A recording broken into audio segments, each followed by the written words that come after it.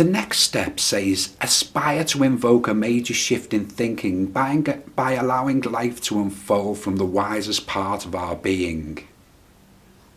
As many people reaching this stage are unclear and somewhat confused as to the best course of action to take in any given situation, they need assistance.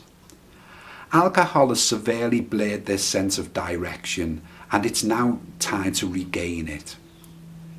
Step 4 urges us to relinquish control and hand all our decision making over to that creative, wise, intelligent, inspirational facet of our being, the alchemist, as I call it.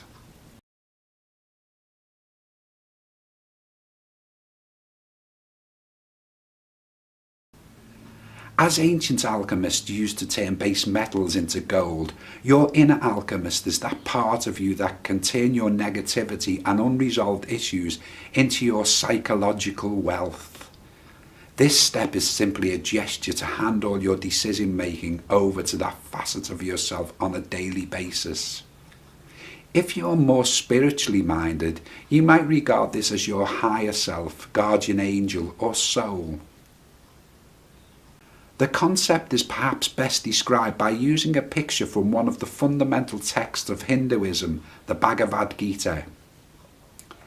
Here, the chariot represents our body, the horses, our senses, the reins, which is the driving instrument, our emotions, the driver, our mental processes, and the passenger is our higher self.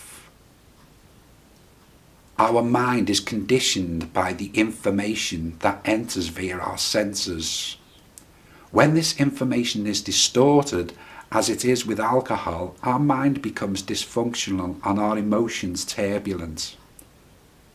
As these are the driving and steering mechanisms of our body, we spiral out of control and veer off in directions we don't want to go.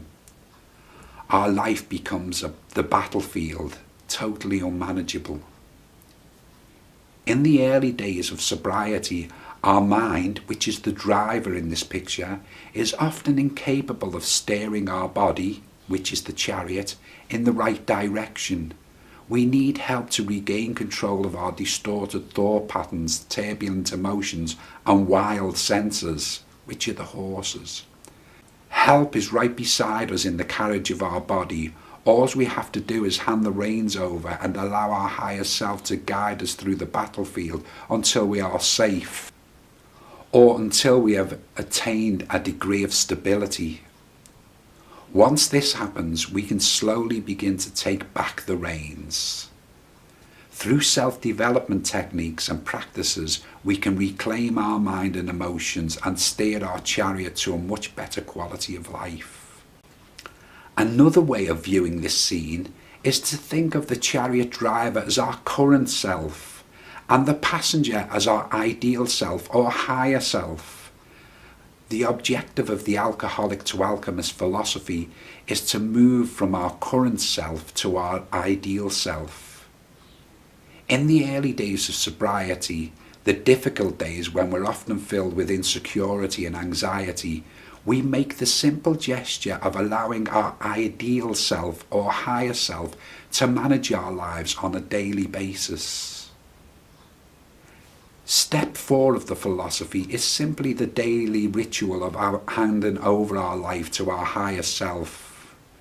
We may say something like, "Today I will allow my life to unfold from the wisdom of my higher self."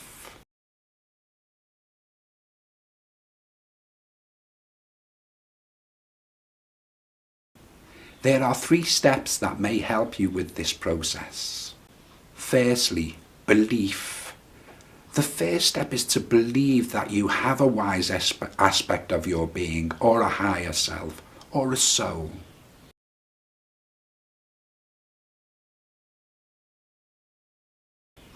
Two, expect.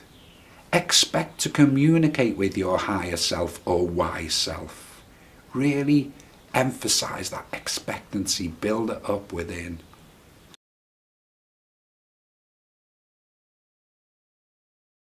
And then solitude. Spend time in solitude. Give time and space for the inner voice to make itself heard.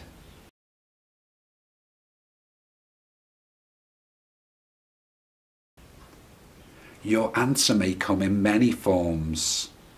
A synchronistic event may occur. Someone may tell you exactly what you need to hear. Or you may get a sudden flash of inspiration, insight. The main thing is to stay vigilant and live life consciously, which, incidentally, is the next step. All the great geniuses of history have found times of regular solitude and silence for themselves. You should too.